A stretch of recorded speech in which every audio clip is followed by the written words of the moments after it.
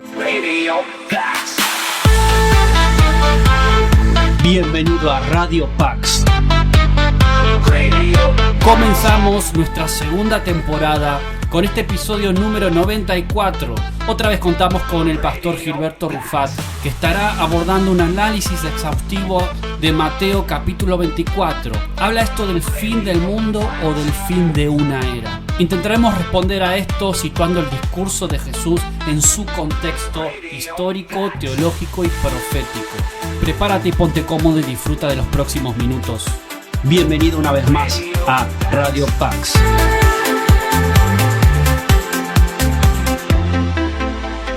Radio Pax. Y en este episodio vamos a estar respondiendo a la pregunta que está muy relacionada, que es ¿cuál era estaba a punto de terminar? ¿Ok? Y estuvimos hablando algo de eso en el episodio anterior, de también cuando se refiere al mundo que iba a recibir el juicio, etcétera. ¿Cuál es esa era, ese tiempo que iba a terminar, pastor? Ahí pues le paso la batuta. Déjeme retomar algo de lo que ya hablamos, porque algo tocamos de esto en el video pasado, y es la relación que hay entre Mateo 24:34 y Mateo 24:3. O sea, la pregunta a los discípulos, la pregunta que le hacen los discípulos a Jesús con relación a esa afirmación de Jesús, que no quedaría piedra sobre piedra, que el templo sería destruido. Y ya hablamos que algunos tratan de tomar esa pregunta y dividirla en parte, pero claramente señalamos que hay una asociación, ¿no? Un vínculo. No podemos separar a aquella generación del fin. Ahora, ¿a qué fin se refiere? Aquí el problema nuevamente surge, a lo mejor no tanto con relación a nuestro esquema escatológico o, ¿verdad? Cómo entendemos que se van a desarrollar los eventos, sino posiblemente cuando vemos la palabra fin, nuestra mente inmediatamente piensa en que el fin del mundo. Así que... El fin de los tiempos también, sí. el fin de... Sí. Y inmediatamente muchos básicamente entienden que va a ser el fin del mundo y que aquí se refiere a eventos que van a traer de la mano el fin del mundo. Hay un sinnúmero de comentaristas que toman el fin de la era y señalan que la palabra fin o era, la palabra griega aion, no significa el fin del mundo, sino el fin de una dispensación o el fin de una era. Y eso está bien, pero entonces dividen y separan la era presente de la era por venir. Y entonces piensan que solo existe, y está bien en un sentido, el tiempo presente y el tiempo futuro, y entiéndase el tiempo futuro. Entonces ya los acontecimientos ya vendríamos a ver del estado eterno o de la consumación de todas las cosas. Dijimos en el programa anterior que los propios judíos no estaban esperando el fin del mundo.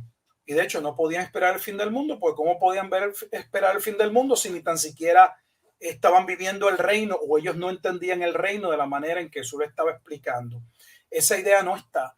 Aún dentro del esquema nuevamente de la teología del rapto, luego de estos acontecimientos que por lo general los colocan como el periodo de la tribulación, y la tribulación está relacionada a las 70 semanas de Daniel, a la última semana, a la semana final. Luego de esa tribulación, lo que acontece en ese panorama escatológico es la segunda venida de Jesucristo, y la segunda venida de Jesucristo no trae en ese esquema, vuelvo y repito, dentro de ese panorama de eventos, no trae el fin del mundo. Lo que trae es el milenio, porque por eso se llaman premileniales. ¿Ve? Porque luego de la segunda venida de Jesucristo, entonces ellos ven que el milenio se establece, se inaugura por 1000 años exactos. O sea, lo ven literal en la mayoría de los casos. Así que en ninguno de estos casos se refiere al fin. Creo que el problema ha sido el no poder comprender que el Antiguo Testamento habla de un juicio, y que ese juicio al que los profetas estuvieron hablando, que va de la mano con la llegada del Mesías, no hacía referencia al juicio del final del mundo. pienso que nos ayudan dos cosas básicas, pues yo soy de los que trato de buscar qué podría presentar que aclare la situación y que no nos deje una zona gris o en una zona especulativa. Vamos al libro de Malaquías y vamos a ver, voy a ver el libro de Malaquías, y quisiera en el libro de Malaquías dirigirme a los últimos 2 capítulos y voy a establecer por qué es importante el libro de Malaquías para entender que este juicio que vería aquella generación, que tiene que ver con el acontecimiento de la venida del Hijo del Hombre, no implicaba el fin del mundo, no era el fin del mundo. En Malaquías, en el capítulo 3, si ustedes miran su Biblia, hay algo que traen todas las Biblias, sean Biblias de estudio o no, y es ese encabezado, ese titular, lo que en los seminarios le llaman la perícopa, que es algo que le fue añadido a la Biblia, como los capítulos, los versículos. No está así dividida la Biblia en el idioma, sea en hebreo o en el Nuevo Testamento en griego. Fueron cosas que se le colocaron, pero no es menos cierto que algunas de esas perícopas nos ayudan a identificar ciertas porciones de la Escritura, aunque no necesariamente estemos de acuerdo con cada uno de esos encabezados, porque una vez más no fueron divinamente inspirados, sino que se colocaron con el propósito de poder llegar a ciertas porciones de una manera mucho más rápida, especialmente si el libro es uno extenso. Por ejemplo, la perícopa o el encabezado, el título que tiene mi Biblia en el capítulo 2 de Malaquías 2:17 dice: el día del juicio se acerca.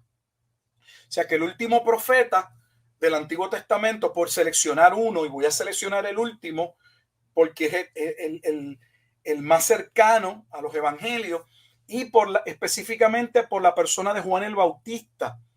¿Por qué? Porque la persona de Juan el Bautista nos ayuda a identificar cuál era el fin, cuál era el juicio que estaba por suceder. Y en el capítulo 3, entonces, ahora de Malaquías, comienza el versículo 1 diciendo: he aquí yo envío mi mensajero.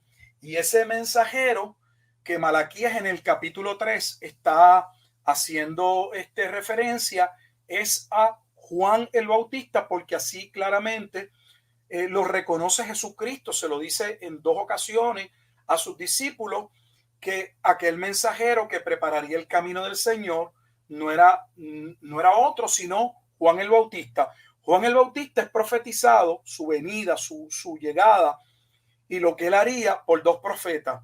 El primer profeta que habló de Juan el Bautista en el capítulo 40 es Isaías 40, se habla de la llegada de Juan el Bautista, pero quien lo asocia claramente con el fin de la era y lo que estaba por ocurrir, o sea, el juicio, pues la llegada del Mesías traía 2 eventos que lamentablemente la iglesia no ha sido enseñada. La iglesia ha sido enseñada, o lo único que se le ha dicho es que cuando el Mesías viniese, traería redención, traería salvación, que por medio de lo que el siervo sufriente lograría, ubicándonos en Isaías 53, habría salvación para muchos, como, ¿verdad? Allí se menciona en ese capítulo, pero pocas veces se establece, se muestra, se habla de que esa misma venida, ese mismo momento, traería de la mano juicio. Dios tendría misericordia de vasos de misericordia, pero también tenía vasos de ira con los que él vendría en juicio, que es Romanos capítulo 9.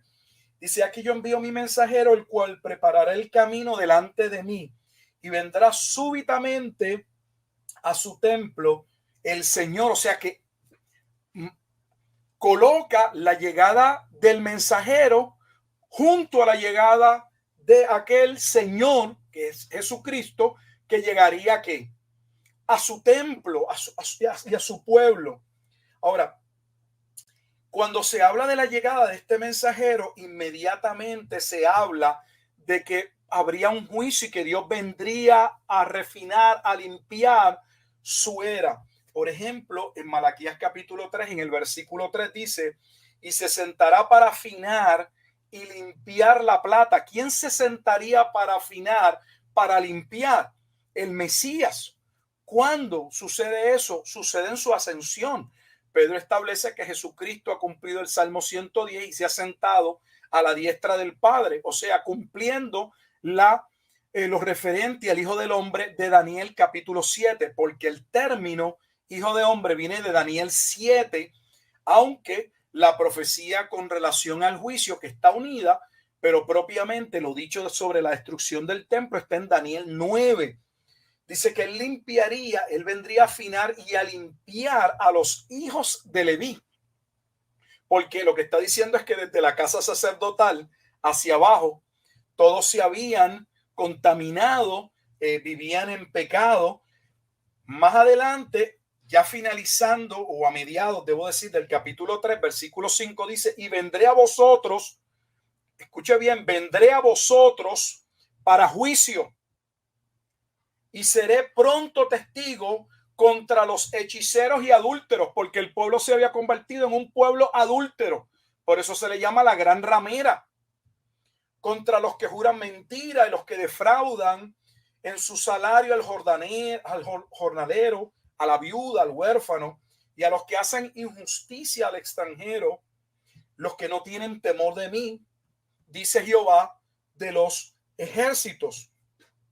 Y adelanto el capítulo 4, porque el capítulo 4 aquí sí que es muy fuerte el lenguaje, y así inicia, dice, porque aquí viene el día ardiente como un horno, y todos los soberbios y todos los que hacen maldad serán estopa.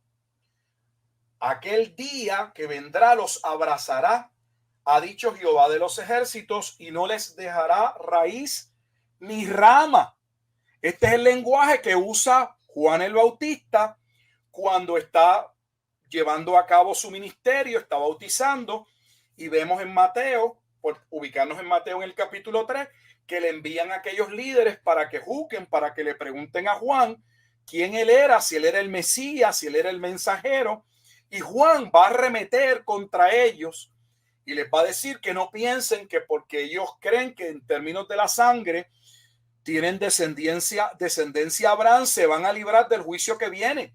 Le dice, Dios puede hacer hijos aún de estas piedras. E inmediatamente Juan comienza a hablar de la necesidad de arrepentimiento, porque el hacha está puesta y todo árbol que no dé buen fruto sería cortado. Las ramas serían echadas al fuego. Aquí está haciendo referencia a Malaquías capítulo 4 en los primeros versículos, en el primer versículo específicamente.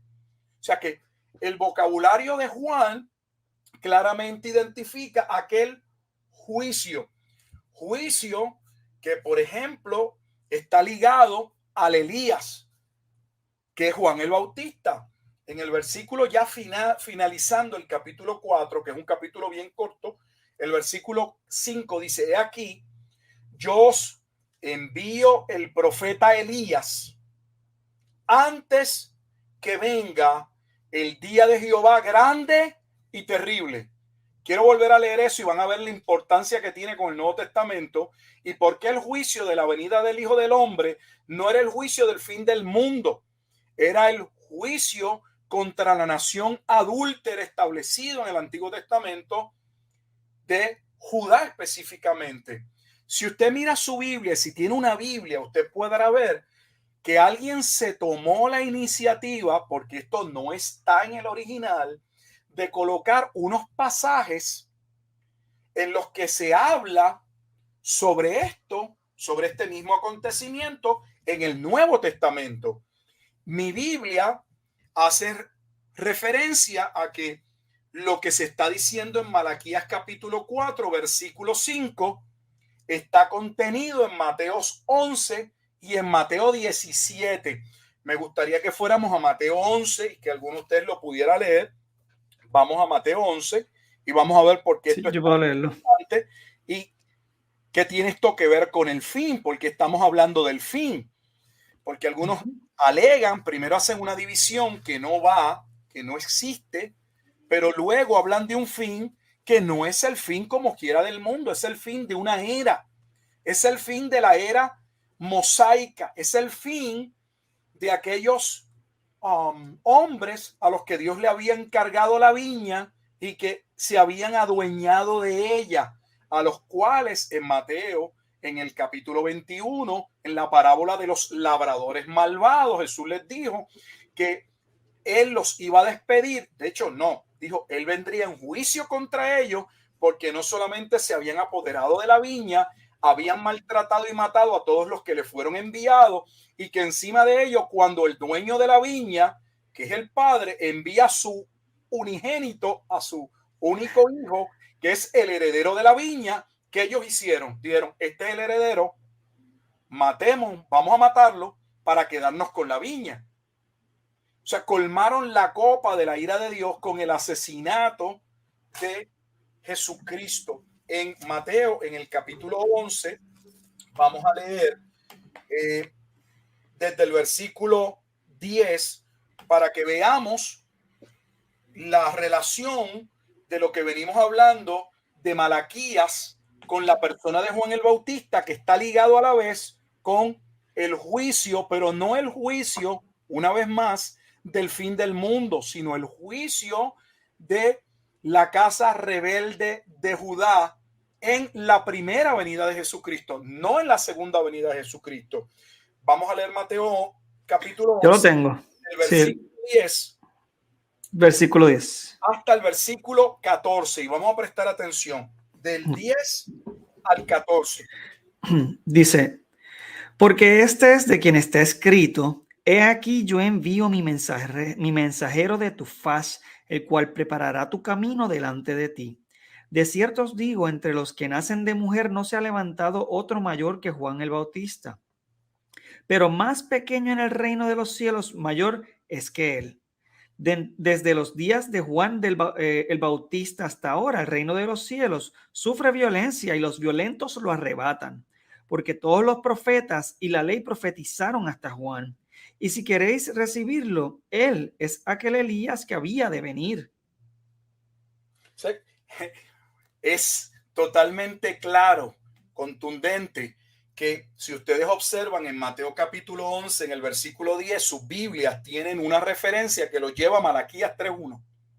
Y cuando están en el versículo 13 de Mateo 11.13, tienen una referencia que los lleva a Malaquías 4. O sea, la conexión, el vínculo entre Mateo 11 y Malaquías 3.1 y Malaquías capítulo 4 la establece la propia escritura. De hecho, Jesús mismo le está diciendo a sus discípulos que Juan el Bautista era el cumplimiento ¿de qué?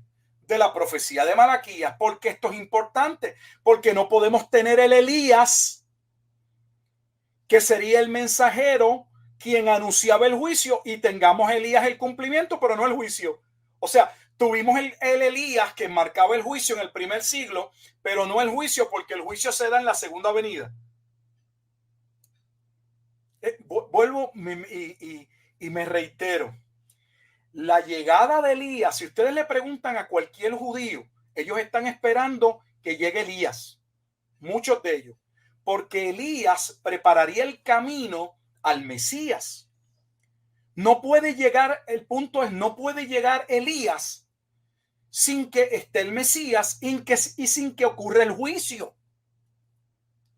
Eso no puede separarse. Y Jesús les está diciendo a sus discípulos, la escritura nos está diciendo claramente en Mateo capítulo 11, que Juan el Bautista era el cumplimiento del mensajero que se anuncia en Malaquías capítulo 3.1, pero es a la vez el Elías que se menciona en Malaquías capítulo 4, versículo 5. No solamente Jesús lo hace en Mateo capítulo 11, sino que vamos ahora al capítulo 17 de Mateo, porque vuelve Jesús a ir sobre lo mismo posteriormente. En Mateo capítulo 17, en lo referente a la transfiguración, vamos entonces a leer desde el versículo 10 hasta el versículo 13. Cualquiera de los dos que lo pueda leer. Dice... Mateo 17, versículo 10 hasta el versículo 13. Entonces sus discípulos le preguntaron diciendo, ¿por qué? Pues dicen los escribas que es necesario que Elías venga primero. Respondió Jesús, les dijo, a la verdad, Elías viene primero y restaurará todas las cosas. Mas os digo que Elías ya vino, y no le conocieron, sino que hicieron con él todo lo que quisieron. Así también el Hijo del Hombre padecerá de ellos. Miren lo que estamos hablando. En el momento dado, porque es importante el contexto, porque en el momento dado en que se desarrolla el capítulo 11, Juan el Bautista está todavía que había estado vivo y Jesús lo está asociando, ¿verdad? Con el Elías, pero ya aquí Juan el Bautista ha muerto y Jesús le está diciendo a sus discípulos una vez más, si observan el versículo 10, y es la propia escritura así lo establece, porque pues dicen los escribas, observe que esta era entonces que la interpretación a la que llegaban los escribas, y los escribas eran los doctores de la ley, eran los intérpretes, o sea que estamos leyendo la interpretación, el punto que sostenían los escribas en el siglo I. Dice, ¿por qué pues dicen los escribas que es necesario que Elías venga primero? Y Jesús le va a contestar que era necesario que Elías viniese porque Elías estaba asociado a ¿qué? A la restauración, que no es otra cosa que a la obra que llevaría a cabo el Mesías, aquel que él prepararía el camino. Y pasa a decirles en el versículo 12, mas os digo que Elías ya vino. O sea, que Elías vino. Entonces no podemos tener a Elías siendo Juan el Bautista sin que aquella generación no viese el juicio. Y nuevamente el juicio no era el juicio del fin del mundo. El juicio era el juicio contra la casa rebelde de Judá.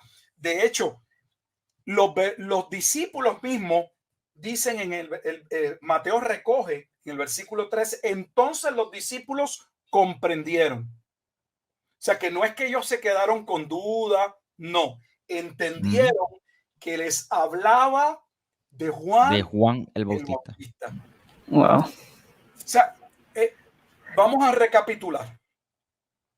Estamos viendo cuál es el fin, a qué fin se hace referencia en la profecía sobre el Monte de los Olivos y específicamente dentro de la pregunta que le hacen los discípulos a Jesús en Mateo 24:3. La mayoría concluye erróneamente que se refiere al fin, al juicio del fin que da plano o da paso en algunos sistemas escatológicos al estado eterno. No, este no es ese juicio. Este es el juicio que está vinculado, que está asociado, que está ligado a la primera venida del Mesías, donde se manifestaría antes el mensajero, el Elías, que prepararía el camino y que esa generación vería el día ardiente de la ira de Jehová por ser un pueblo rebelde y adúltero. Y observen que leímos que la primera expresión de juicio viene ¿contra quién? Contra los sacerdotes, contra la clase religiosa. Asimismo se establece en Mateo capítulo 23. En Mateo capítulo 23, Jesús, antes de hablar de la destrucción del templo, arremete con 7 profecías contra los escribas y los fariseos por ser una generación de víboras, una generación maligna, por ser la generación que vería el juicio contra la ciudad de Jerusalén. Claramente así está estipulado, así está narrado en el capítulo 23. De cierto digo que todo esto vendrá sobre esta generación.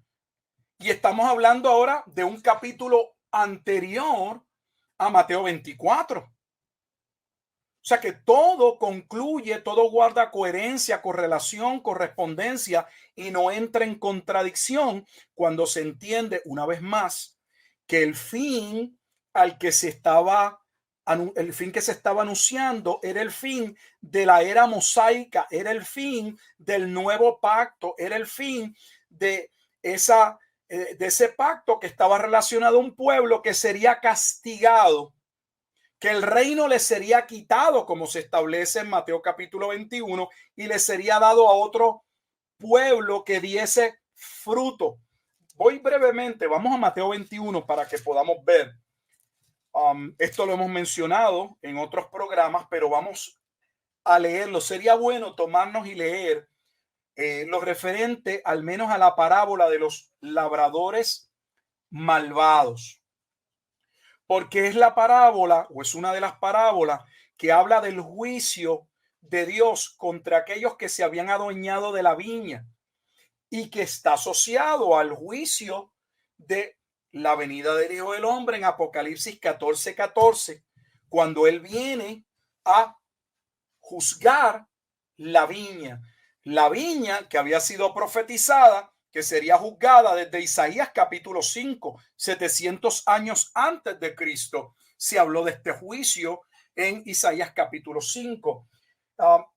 Lo referente a los labradores malvados, si uno de ustedes dos lo puede leer, va desde el versículo 33 hasta el versículo 46. Vamos a prestar atención porque esto nos va a ayudar a poner en la conclusión o el cierre a lo que estamos hablando. Claro que sí. Dice, oíd otra parábola.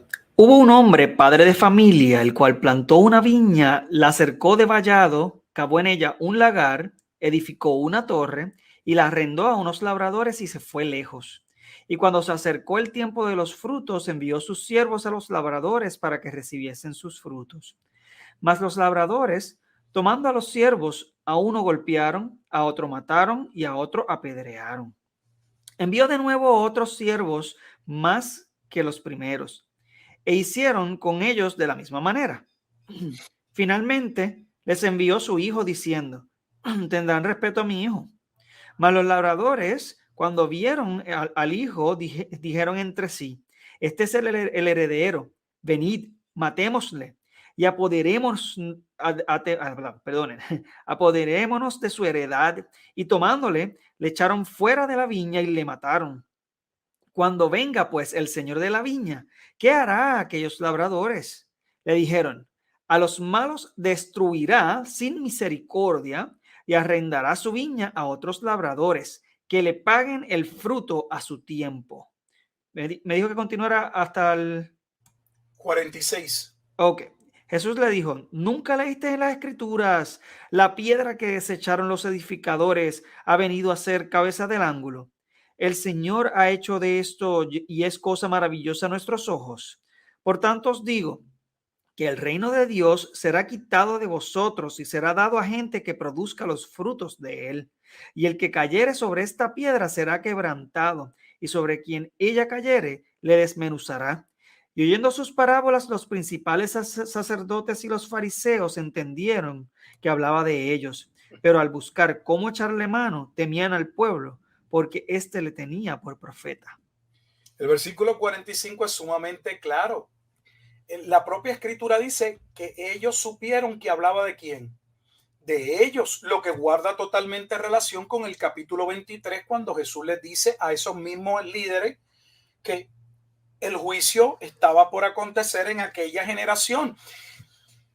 El versículo 33 de ese capítulo 21, Mateo 21, en el versículo 33, cualquier Biblia, no tiene que ser de estudio, tiene una nota, va a ver que hay una referencia que lo dirige a Isaías capítulo ¿qué? 5.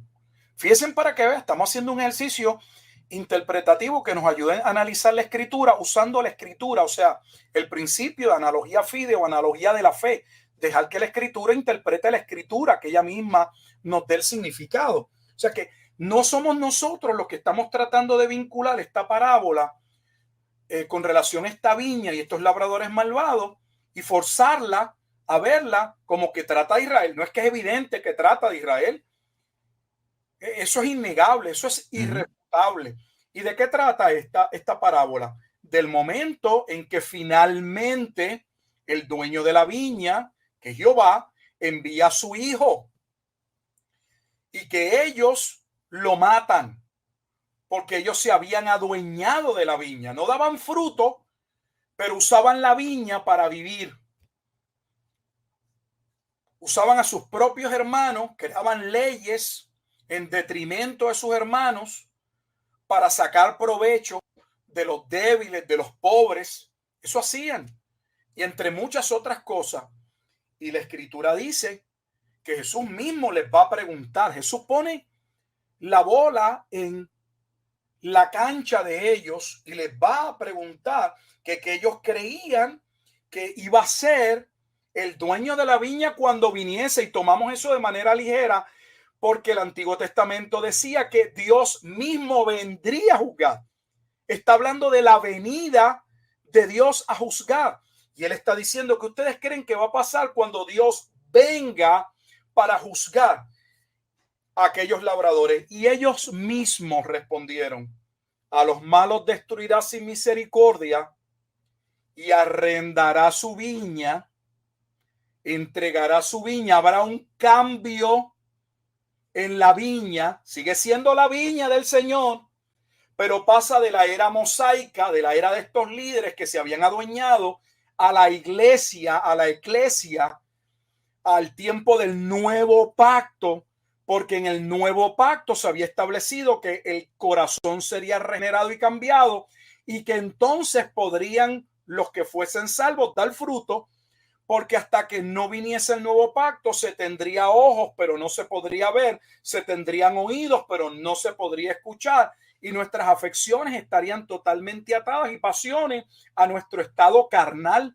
Pero una vez llegado el nuevo pacto, Dios haría una obra en el corazón que cambiaría la voluntad caída del ser humano y la dispondría para poder y querer obedecer lo que antes odiaba.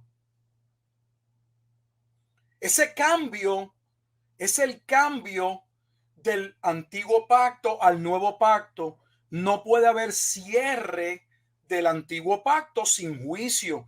Y nuevamente podríamos después, si gustan, tomarnos el tiempo y probar por el Antiguo Testamento a través de los profetas cómo se habló de este juicio, porque está sumamente documentado. El problema es que la teología misma del rapto pretribulacional ha hecho una separación entre el Antiguo Testamento y el Nuevo Testamento, y se nos ha dicho que no le prestemos atención o no mucha atención al Antiguo Testamento, porque el Antiguo Testamento es algo viejo, porque el Antiguo Testamento iba dirigido a los judíos, nada está obsoleto a la iglesia.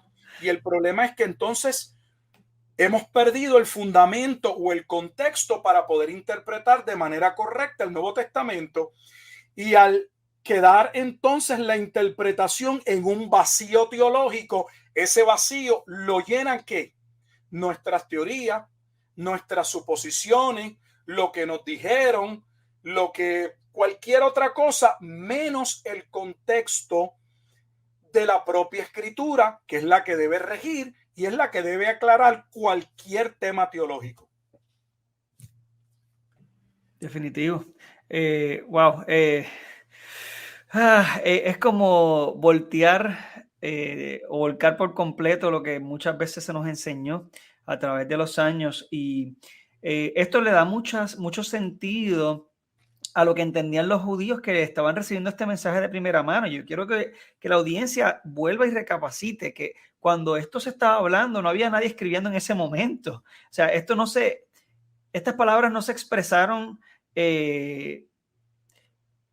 o la audiencia no obtuvo este mensaje originalmente de manera escrita, lo tuvieron oral, de frente, o sea que tenía un significado para ellos en ese momento, y yo creo que eso es de las cosas que más importante nos debe dejar saber, que había un mensaje, un sentido que era concreto, que era en el momento, que era vigente para esa audiencia. Entonces a mí una cosa que me llama la atención, pastor, en ese mismo pasaje, es que los fariseos y los escribas y los maestros de la ley entendieron lo que le estaba diciendo. O sea, eso yo creo que tiene mucho que ver. O sea, que realmente Jesucristo no les tuvo que explicar eso porque ellos sabían de lo que le estaba hablando, haciendo precisamente, dándonos a entender que este mensaje no es un mensaje místico, no es un mensaje que tenga como que una interpretación personal o algo que pues le parezca o no. Ellos entendieron que estaban hablando de ellos y que de quien él estaba hablando de un juicio que vendría precisamente sobre aquellos que metería en mano, ¿verdad?, al Hijo del Hombre, y se sabe que esto fue Jesucristo, porque de eso se basa nuestra fe. Por eso que este mensaje es tan importante. Lamentablemente, Michael y Wilfredo, los que no entendemos somos nosotros. El pasaje claramente acentúa que ellos entendieron. Los que no entendemos o no queremos entender, somos nosotros. El pasaje claramente identifica ese cambio. De hecho, si alguien quisiera y me preguntara, nadie me ha preguntado, pero yo me voy a adelantar, ¿hay algún pasaje en la Escritura que hable o asocie los dos pactos corriendo a la vez y que diga que hay un pacto que estaba por terminar? Sí. De hecho, hay un libro que por esa razón yo creo que no se estudia, y es el libro o la carta a los Hebreos. Me gustaría que fuéramos al libro de los Hebreos, brevemente, el libro de los Hebreos, al capítulo 8. Hebreos, capítulo 8.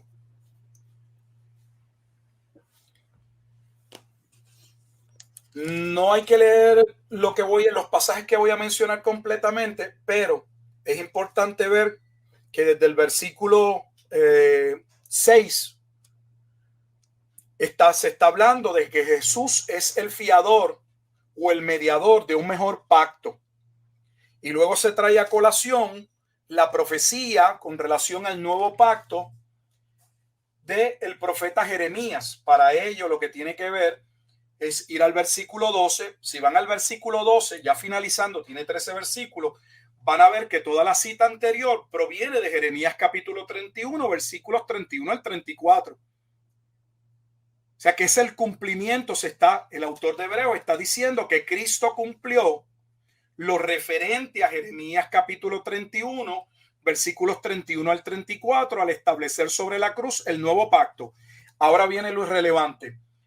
Algunos de ustedes pueden leer el versículo 13, el último versículo del capítulo 8. Michael, ¿lo tienes? Dale. Sí. El 8, versículo 13. Dice por aquí. 13. Al decir nuevo pacto ha dado por viejo al primero. Y lo que se da por viejo y se envejece está próximo a desaparecer.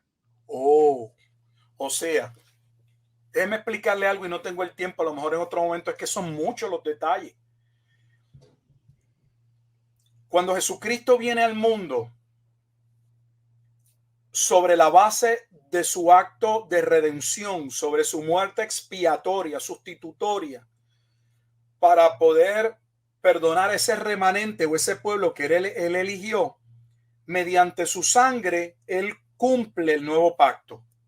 Y ese pacto está relacionado a un pacto marital. Por eso es que se habla de la iglesia como una esposa. Ese lenguaje viene del Antiguo Testamento, porque el pacto está ligado nuevamente a un pacto marital. Así que cuando Jesús muere, él toma a ese pueblo en matrimonio, pero lo primero que acontece en el plano del matrimonio judío es que se da lo que se llama ese compromiso inicial que da paso al tiempo del desposorio, que finaliza con las bodas finalmente. O sea que podríamos decir, para entenderlo en nuestro tiempo, que cuando Jesús muere es como si él fuese, como si un padre de familia fuese otra familia y llegase a un acuerdo para que esos dos hijos se casen. Es el compromiso, se hace un compromiso. Por eso hablamos del compromiso hacia el matrimonio. Hay un acuerdo que a veces hasta en algunas culturas o sociedades, a veces se entregaba la dote, o en el caso nuestro, a veces se da un anillo premarital, que lo que implica es ya estamos comprometidos para casarnos, pero hasta que la boda no llegue, hasta que ese día no se celebre esa boda, para los efectos, el matrimonio no ha concluido. Sin embargo, bajo el sistema judío, una vez dos personas entraban en ese compromiso para efectos de ley, aunque la boda no se había consumado en términos de que se juntasen en una sola carne en aquella actividad, no obstante, para la ley ya estaban casados.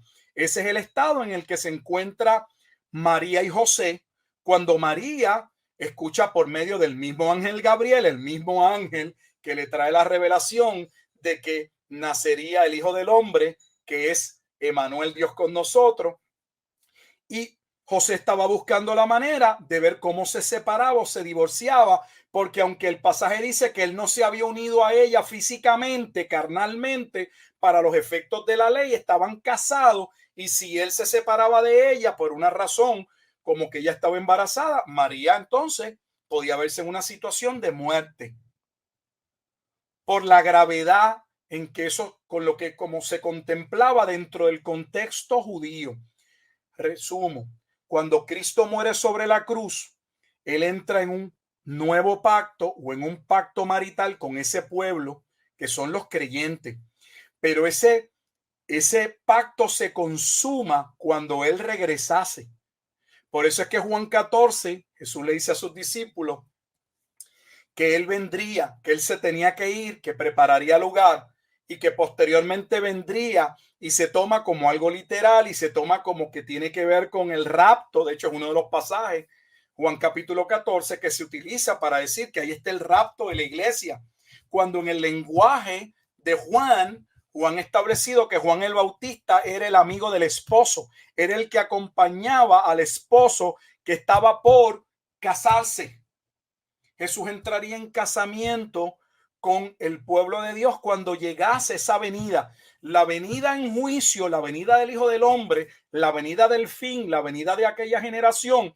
No era la venida del fin del mundo, era una venida doble. Por un lado, él consumaría ese pacto. Por eso es que pone Hebreos 8:13 como que los dos pactos están, ¿qué?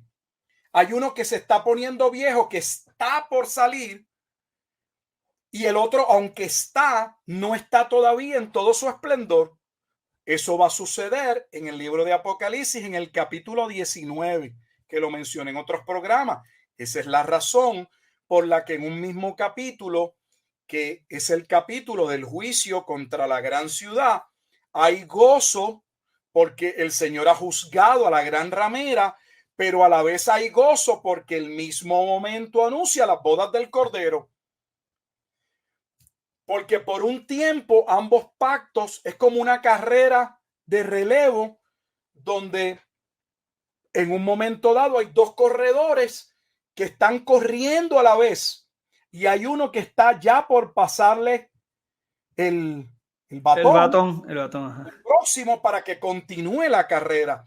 Hebreos capítulo 8, en el versículo 13, nos está colocando, si lo quiere ver en una imagen, ese tiempo en que todavía está corriendo el antiguo pacto. No es que está vigente, pero ya estaba su fin a terminar, y terminaría con la destrucción, que dicha destrucción es anunciada en el mismo libro o carta a los Hebreos, y me gustaría que lo vean en el capítulo 10, versículo 30. Dice: pues conocemos al que dijo, mía es la venganza, yo daré el pago, dice el Señor. Y otra vez el Señor juzgará ¿a quién? Al mundo. Mire lo que dice el pasaje. ¿Juzgará a quién? A su pueblo. El juicio que vendría era un juicio sobre su pueblo. ¿Y cuándo iba a ocurrir ese evento?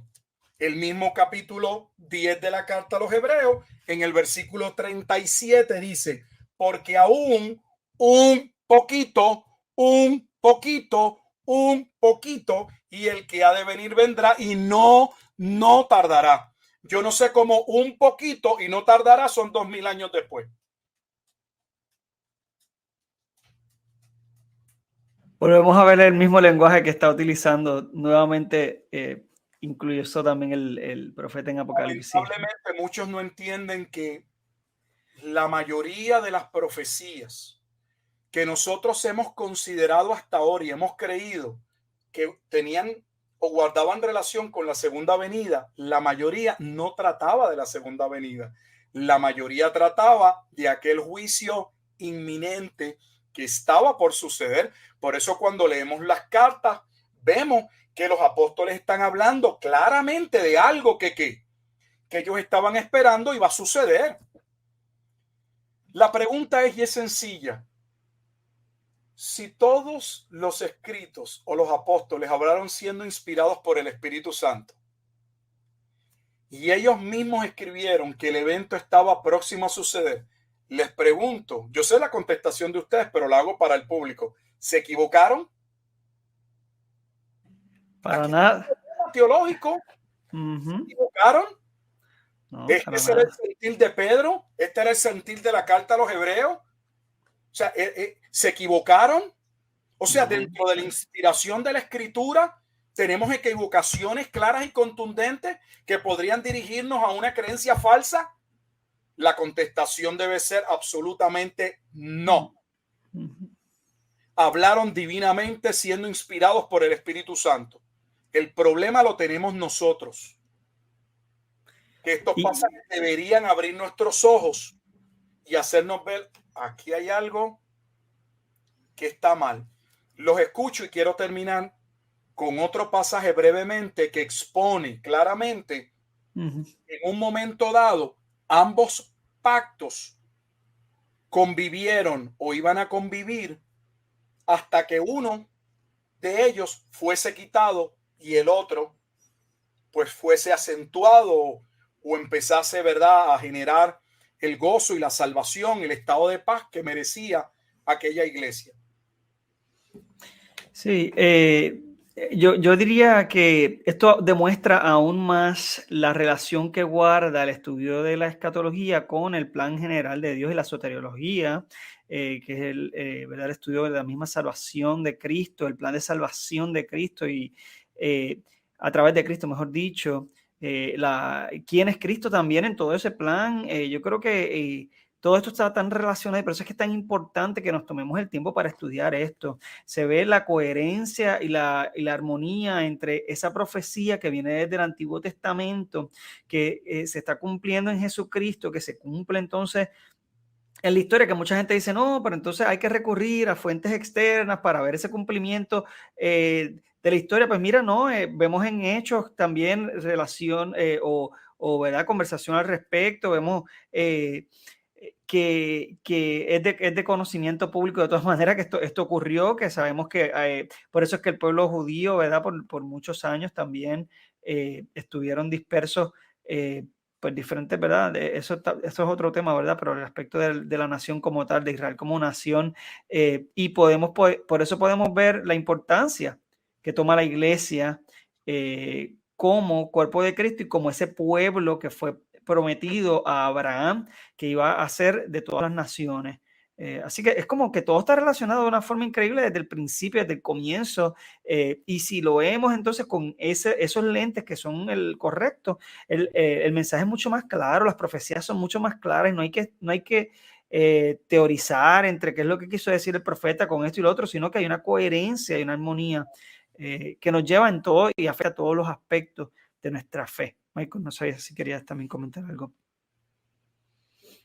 Michael, si no, Gálatas, No. capítulo 4, Gálatas 4, quisiera terminar con la alegoría, porque esta alegoría nos va a ayudar a entender muchísimo lo que sucede aquí. Tengo Gálatas 4. Gálatas 4 y la alegoría va del versículo 21 al 31. Es necesario tomarnos el tiempo y leer esos versículos del 21 al 31. Vamos a prestar Claro que sí. atención y luego entonces puntualizo o señalo algunas cosas importantes de esta alegoría. Alegoría de Sara y Agar. Decidme, los que queréis estar bajo la ley, ¿no habéis oído la ley? Porque está escrito que Abraham tuvo dos hijos, uno de la esclava y otro de la libre.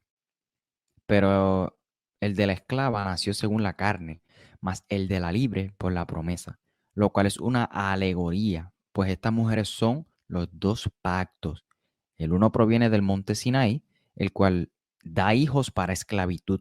Este es Agar, porque Agar es el monte Sinaí en Arabia y correspondiente a la Jerusalén actual, pues esta junto con sus hijos está en esclavitud.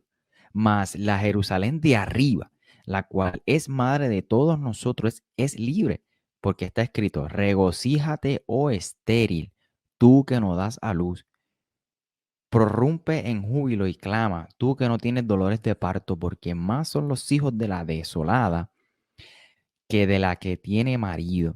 Así que, hermanos, nosotros, como Isaac, somos hijos de la promesa, pero como entonces, el que había nacido según la carne perseguía al que había nacido según el Espíritu, así también ahora. Mas, ¿qué dice la Escritura? Echa fuera a la esclava y a su hijo, porque no heredará el hijo de la esclava con el hijo de la libre. De manera, hermanos, que no somos hijos de la esclava, sino de la libre. No se escucha, pastor, no se escucha. No se escucha, pastor. Pastor, está en mute. Tiene el mute. Este pasaje es maravilloso y me da mucha pena que lo tengamos que tocar por encima, pero si ustedes miran, por señalar algunas cosas importantes, primero quiero ver la referencia que se hace al Antiguo Testamento. En el versículo 27, Gálatas 4, 27, ustedes pueden ver que su Biblia debe tener una nota o una cita que lo lleva a Isaías 54. Vamos a Isaías 54.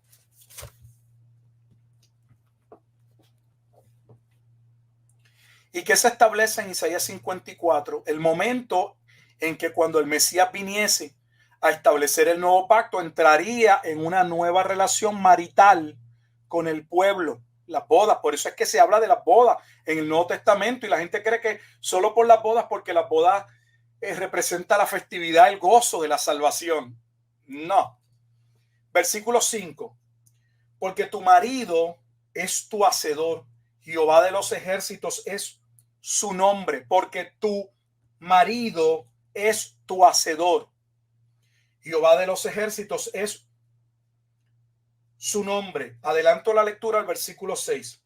Porque como a mujer abandonada y triste de espíritu te llamó Jehová, y como a la esposa de la juventud que es repudiada, dijo el Dios tuyo, por un breve momento te abandoné, porque Dios entra en un divorcio en Isaías con el pueblo de Israel. Habla del divorcio de Dios. Si quiere ver lo referente al tema del divorcio, ese tema del divorcio se describe aquí mismo en el libro de Isaías. Podemos tocarlo posteriormente.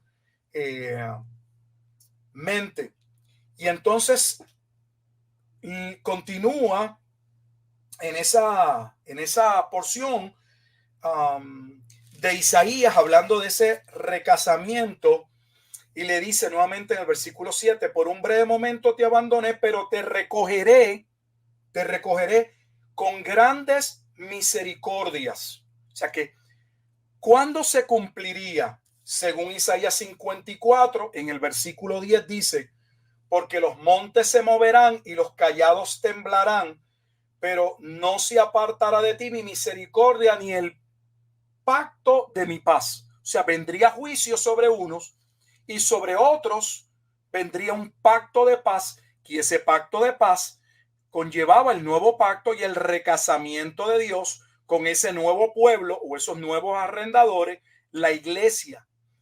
De hecho, en el capítulo 55 de Isaías se vuelve a hablar sobre este pacto, y en el versículo 3 dice, inclinad vuestro oído y venid a mí, oíd, vivirá vuestra alma y haré con vosotros pacto eterno. Las misericordias firmes de David. ¿Por qué habla las misericordias firmes de David? Porque está haciendo referencia al pacto o a la promesa que Dios le dio a David, que conforme a la carne vendría ¿quién? El Mesías. Y ahora dice, he aquí, versículo 4, capítulo 55, que yo lo di por testigo a los pueblos, por jefe y por maestro a las naciones.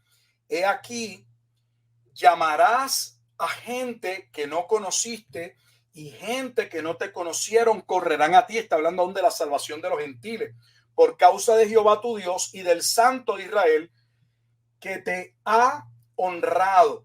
Entonces, este nuevo pacto, este nuevo recasamiento está ligado al nuevo pacto. Por eso se habla del lenguaje de las bodas.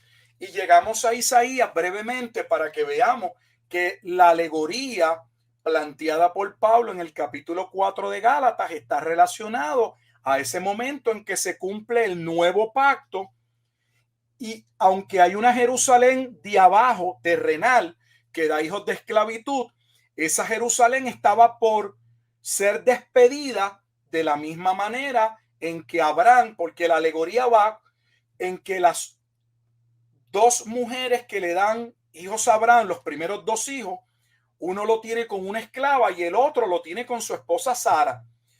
Y la alegoría comprende el que Sara representa el nuevo pacto y Agar representa el antiguo pacto. Y el hijo de Agar representa los hijos de esclavitud, o sea, aquellos que quieren ser salvos por medio de la ley, pero no pueden ser salvos por medio de la ley. Y Pablo lo que está estableciendo es que de la misma forma o en la misma manera en que por un tiempo Agar y Sara convivieron con Abraham, llegó un momento en que Dios le dijo a Abraham, ¿sabes qué? Despide a Agar a su hijo porque él no va a heredar en el nuevo pacto, o él no es el hijo de la promesa. O sea que hay una división entre una Jerusalén terrenal y una Jerusalén espiritual. Esas dos Jerusalén, esas dos ciudades, una abajo, una arriba, una representa el antiguo pacto y una representa el nuevo pacto. Por un momento dado están juntos, como establece Hebreos 8:13, pero estaba próximo a envejecerse, a finalizar el tiempo de la Jerusalén de abajo. ¿Y cómo finalizaría? Con los juicios y las maldiciones que llevarían a que no quedaría piedra sobre piedra. Antes bien, todo sería destruido. ¿Por qué? Porque ya no era necesario el templo, porque todo lo que figuraba el templo, entiéndase, el sacrificio, los sacerdotes, todo tenía que ver con la obra que llevaría a cabo el Mesías. Y el autor de Hebreos especifica que una vez todo ha tenido cumplimiento en la persona de Cristo, ya no es necesario el templo, porque Cristo es la piedra angular del nuevo templo y los creyentes son piedras de ese templo, porque ya no se requiere de un nuevo sacerdote, porque Cristo es el sumo sacerdote, porque ya no se requieren de más ofrendas, porque Cristo fue la ofrenda entregada una vez y para siempre. ¿Qué es lo que no entendemos? La escritura es contundente y coherente. Para finalizar, hemos llegado hasta aquí porque estábamos viendo cuál era el fin al que, según la pregunta de los discípulos, se estaba haciendo referencia. Y estamos diciendo, estableciendo y probando de manera rápida, breve, que ese fin no era el fin del mundo, o entiéndase el fin que va de la mano con la segunda venida de Jesucristo. La segunda venida de Jesucristo trae de la mano el juicio ante el gran trono blanco, donde serán resucitados todos los muertos y darán cuenta de sus actos y serán echados al lago de fuego. Este no es ese evento. El evento del fin era el fin de la era mosaica, era el fin del antiguo pacto, era el fin de aquel liderato sacerdotal que se había corrompido al punto tal que ministerios que estaban separados en el Antiguo Testamento fueron unificados en el periodo intertestamentario. Pocos saben que en el periodo intertestamentario, al no haber un rey para gobernar sobre la ciudad, cuando se da la rebelión de la casa Asmonea, o sea, primera y segunda Macabeo, cuando eso sucede, los sacerdotes que se instituyen van a ser sacerdotes reyes. O sea que los tres ministerios que estaban divididos, el profeta, el sacerdote y el rey, cada uno con acciones propias y separadas, ellos van a agarrar no solamente la parte sacerdotal, sino que ahora van a dirigir al pueblo como reyes. Por eso cuando llega el Imperio Romano con Pompeyo en el año 63 aproximadamente antes de Cristo, esta clase sacerdotal entra en un pacto con Roma. y no hay manera de desvincular la parte política y la parte religiosa, porque esos sacerdotes que solo estaban limitados al ejercicio en el templo, ya no estaban limitados al ejercicio en el templo, se habían convertido en los dirigentes y reyes del pueblo. Sí, que por eso entonces eran los maestros también de la ley. Ellos poseían la ley y ellos reforzaban también la ley. Así que ahí vamos muchas cosas que lamentablemente desconocemos y no nos llevan a una interpretación correcta del pasaje, pero el fin de Mateo capítulo 24, versículo 3, es la palabra griega aion, era o edad, que tiene varios significados y el significado propio es el fin de una era mesiánica.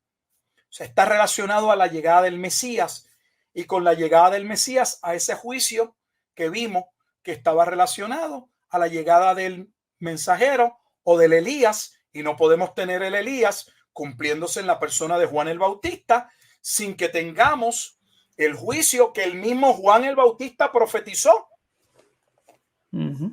Ese juicio que Juan profetizó no se quedó en el aire. Se cumplió cuando en el año 66 inicia una revuelta en la ciudad de Cesarea de Filipo, que va a ir en una escalada, va a ir creciendo hasta ver una guerra judeo-romana que va a llevar al Imperio Romano a devastar Jerusalén y a cumplir la profecía de Mateo 24 con relación a la desolación y la devastación del templo. Y no solamente hay evidencia antiguo testamentaria sobre este juicio, sino que aún hay evidencia fuera de la escritura de que este juicio aconteció con la gravedad con la que se escribe los detalles de los dolores de parto en Mateo capítulo 24. Yo no veo más nada que añadirle. Se puede decir muchas cosas, pero creo que es concluyente. Definitivo. Eso está poderoso. Brutal. Mano, y con esto, la Biblia, esto deja claro que la Biblia no se contradice y que Dios divinamente le inspiró a estos hombres a escribir la misma. Y que esta mentalidad que yo la he escuchado, de que el Antiguo Testamento pues no lo leo, ya no es concerniente, es totalmente errada porque pues la Biblia comunica un mensaje de Génesis hasta Apocalipsis y lo hemos visto aquí en el ejercicio de hoy. Así que, mano, yo estoy súper contento y creo que sería interesante que el próximo episodio o los próximos 2 episodios, no sé cuánto nos tome y no sé qué ustedes piensen, pudiésemos hablar acerca del antiguo pacto y del nuevo pacto y de cómo se entrelazaban o cómo convivían, que usted estaba explicando, me parece fenomenal, Sí. con más detenimiento. Muy bien. Está tremendo eso. Y también quería recordarle a las personas que nos ven y o nos escuchan de manera grabada, el pastor Gilberto Rufat tiene un libro, se llama La venida del Hijo del Hombre en las nubes, un comentario de Mateo capítulo 24 y 25, el cual usted puede adquirir ya sea de manera física o digital. Digital usted pues no daña el medio ambiente. Y es un precio sumamente accesible, léalo y con mucho más detenimiento y va a ser de mucha bendición, de verdad que sí. No sé si quieran añadir algo más. No, y de hecho, lo único, ¿verdad? Que quiero, como siempre, agradecer al pastor por tomarse este Claro que tiempo. sí. Definitivamente es enriquecedor totalmente. Y es bueno porque a mí por lo menos me ayuda o me inspira a tener mayor confianza en Dios, ver que Él es tan poderoso y es soberano para mantener un plan tan perfecto y tan cuidadosamente, ¿verdad? Planificado, de hecho la redundancia, exacto, valga la redundancia, pero realmente es increíble. Y a mí por lo menos eso me llena de mucha paz, saber que cuento con un Dios que es poderoso, que está en control y que no se le escapa ni un detallito. Ni un detallito. Eso era Solo todo. quisiera, antes de que terminemos, usar, ¿verdad? El hecho de que estoy seguro que nos pueden estar escuchando líderes, a lo mejor en algún momento dado algún pastor o no sé, y que entiendan que vale la pena no solamente hacer un estudio serio de la Escritura, y no es que vale la pena, es que estamos llamados a hacerlo. Y que sin ese estudio serio nos podemos dar cuenta de que hemos errado, que hemos adoptado, hemos estado predicando, enseñando algo incorrecto. No nos dé ningún temor a arrepentirnos, a retomar lo que es correcto. Mire, yo aquí, básicamente en el programa Salido y en otros, que fui el pastor unos años de Wilfredo, y yo mismo prediqué sobre Apocalipsis y enseñé el rapto. Sin embargo, años después, él me está escuchando y yo le estoy enseñando algo totalmente diferente, y a mí no me parece, y no lo hemos hablado, que yo haya perdido alguna credibilidad, porque bueno, pues yo le enseñé algo equivocado y ahora le estoy diciendo que pienso de una manera diferente. Aprovecho esto porque muchos líderes a veces sienten que van a perder ante su audiencia, y no nos debe interesar eso, porque a nosotros lo que nos debe interesar es ser fieles a la Escritura. Si alguien nos va a criticar porque, bueno, nos equivocamos en un momento y eso podría significar que estemos equivocados nuevamente o que todavía no hemos llegado a la verdad sobre un asunto, eso se lo dejamos a Dios. Pero no debemos quedarnos en el error, no darnos, ¿verdad? No querer dar nuestro brazo a torcer simple y sencillamente porque somos pastores, somos líderes, no nos equivocamos, lo sabemos todo. Somos discípulos, yo sigo siendo un discípulo y voy aprendiendo, y lo he dicho en otros programas y vuelvo y lo digo. Hay muchas de las cosas que yo digo hoy con mucha vehemencia, contundencia, que son parte de mi estudio de estos últimos años. Yo vengo estudiando seriamente la escatología aproximadamente, no sé, 4 o 5 años con mucho interés. Entonces no es algo que yo vengo, que lo conozco desde hace muchos años, todo lo contrario. Yo soy un discípulo y todos somos discípulos, y como parte de ese proceso, nuestra teología, Dios se encarga de irla depurando según hay un proceso de santificación en el cual nos vamos conformando a la obediencia a Cristo en diferentes áreas de nuestra vida. De la misma manera, eso no va desligado de la teología. De hecho, es a través del conocimiento de la Escritura en que vamos siendo santificados. No les dé temor. Es mi llamado a estudiar, a reevaluar su posición, y si usted entiende que lo que estamos diciendo es bíblico, no sienta ningún temor en dar el cambio, todo lo contrario.